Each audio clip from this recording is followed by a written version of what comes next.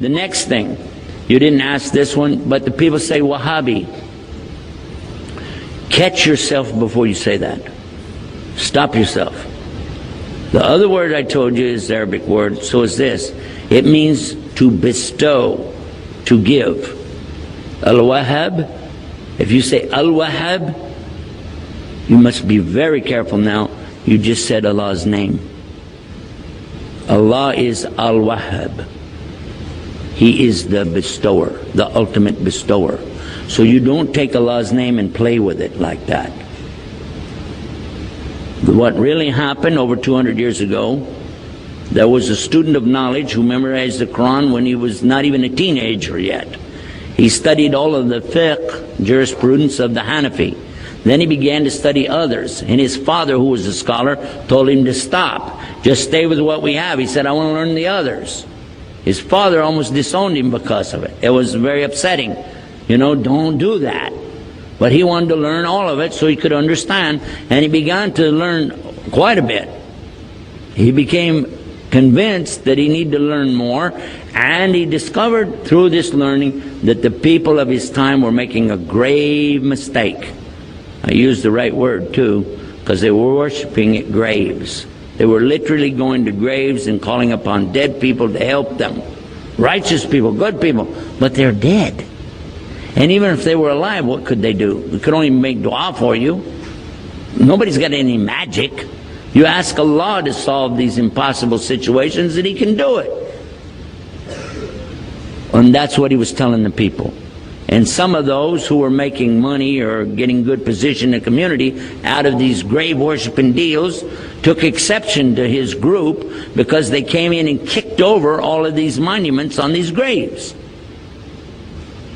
And of course they had no evidence to support what they did, so instead of dealing with the rationale of why don't you look at what you're doing is wrong, instead they labeled his followers as Wahhabi. Why? Because they couldn't call him by his real name. His name was Muhammad, and they would have had to say they're Mohammedans. And no Muslim would do that anyway. So they call him Wahhabi because his father was Abdul Wahhab.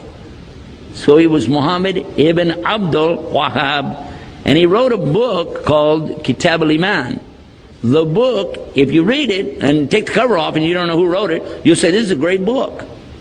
It's very good about the belief in Allah is one and the teachings that come with it. It's kind of like a workbook. It just has a few verses or something and then tells you to go look up the rest of it. And it was given to some scholars who were attacking and saying, these Wahhabi people, so and so on. So what do you think about Kitab al-Iman? It says, it's a bad book, don't read it. It's okay. So they gave him the book without the cover on it. Didn't tell him. This is a scholar.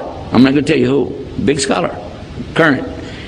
He read it and he loved it. He said, this is the aqidah of a real Muslim. The belief system of a real Muslim. And when they said, well, here's the cover for the book. And he went, huh? And he said, astaghfirullah, I made a mistake. Big mistake. All of us need to understand that whenever somebody doesn't want to admit their mistake, it's a lot easier to point and say, he's a Wahhabi. They're so-and-so. They're such and such. Rather than admit what? And we're going to go back and look again at what we said in our speech. The king has no clothes. Ooh.